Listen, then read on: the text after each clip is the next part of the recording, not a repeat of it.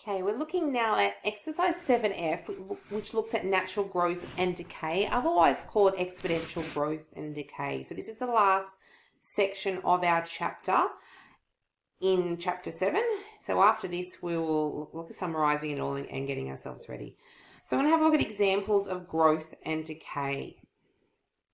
So two big ones that we often use for exponential growth are things like population. Population growth would be a good one. You often see bacteria.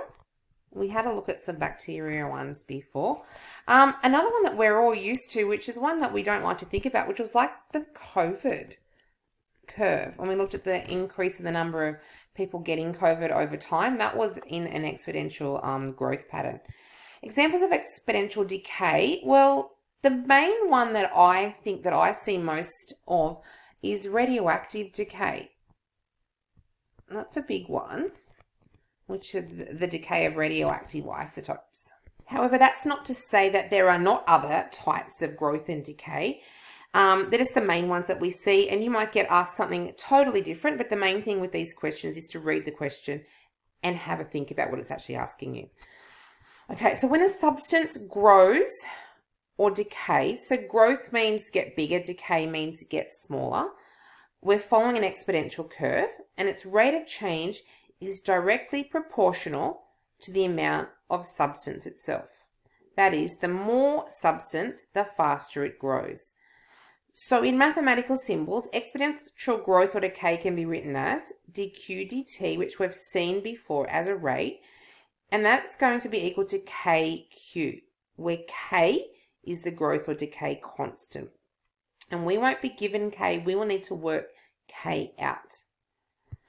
If dq dt is equal to kq, then we say that q is equal to aekt, where k is the constant still, but where a is the value of q when time is equal to 0. So you need to basically really be very familiar with those two parts. And I'm just going to highlight those for you. And you really need, I think, to memorize the two parts that I've highlighted. Okay, when k is negative, it's a decay. And so similarly, when k is positive, it is a growth. So if you can remember those parts that are highlighted there, that's going to get you through the majority of these questions. Now let's have a look at the first example here. Water flows from a tank in such a way that the number of litres remains in the tank after t seconds is given by this formula. L is equal to 500 e to the minus kt. And that looks very similar up here, doesn't it, to this formula here. So we know that when time is equal to 0, our A is 5,000. If k is equal to 0.02, find the rate at which the water is flowing after 30 seconds. Okay, so step 1, I've popped 0.02 in there where my k is up in the question. And it says here to find the rate. So if we look back at what the rate means, here's our rate. It's the dq dt part. So the rate is our change in what quantity we have with respect to time. So my rate here would be dl dt. So I need to differentiate my exponential here, and that's going to be equal to 5,000 times. Differentiating my power, I get minus 0.02, and I'm still going to have my e to the minus 0.02. Oops, I've got an extra 0 in there. T. That is my rate at which it is flowing, but that's at any time t, and I want after 30 seconds. So I want dl dt, and find what that is equal to when t is 30. So my dl dt then is 5,000. I'm just going to pop the 30 in there, times minus 0.2 e to the minus 0.2 times by 30.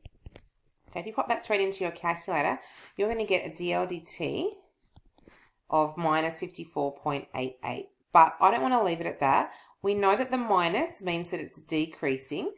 So we want to say that the water is flowing or decreasing at a rate of 54.88, and we need to have a look at our units for L and T, and we're in litres and we're in seconds. So we need to pop that in there.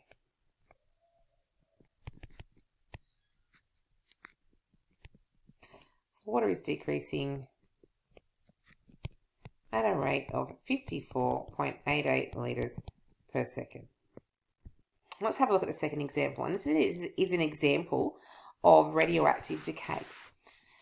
A 60-gram mass of uranium decays to 40 grams after 3 years. If the rate of decay of its mass is proportional to the mass itself, find the amount of uranium left after 20 years. Okay, so you're going to need to look at this question and you're going to need to dissect the language. You need to figure out what's happening. So we are looking at that and we're saying, well, we did have 60 grams of uranium and it's decreased. So we're having a decay happening. So if you have a think about what we said about decay up above, when there's a decay, K is going to be negative. So we need to make sure that we've put that into our equation here. And we're going to need to make up our equation. And when it says that the rate of decay of its mass is proportional to the mass itself, when we're seeing questions that are worded like that,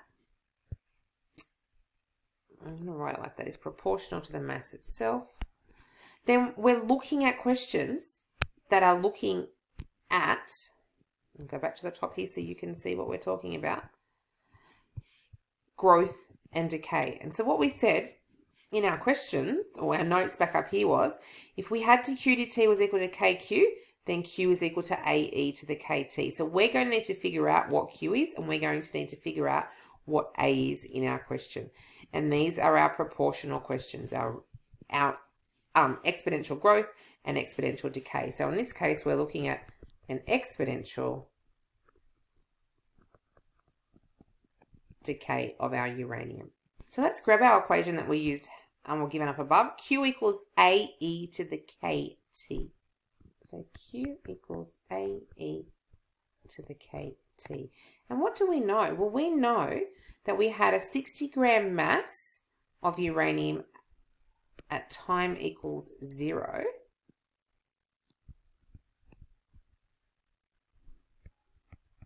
Our quantity was 60 grams.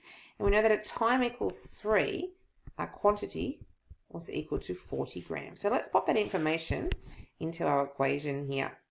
So we had 60 when time was equal to 0. So 60 is equal to AE to the 0. So A is equal to 60. So let's pop that into our equation. So Q is equal to 60 E to the KT. And we also know that when time was 3, our quantity was 40. So if we've got 40 being equal to, oops, that should be a 6. Sorry, I did have a 60 in there. Fix that up. 40 is equal to 60 E to the K3 or 3K. Now, this one looks a little bit messy, doesn't it? I'm just going to pop a little line in here for us. We've got a power, and how do we solve something in a power? Do you remember how to do that? It's going to involve a logarithm, isn't it? Before we do the logarithm, I'm going to neaten that up. I'm going to divide both sides by 60. So I'm going to have that 2/3 is equal to E to the 3K. So writing it as a logarithm, again, there's two ways to do it. You can either think of it as how do I write this exponential as a logarithm, and that's how we do it.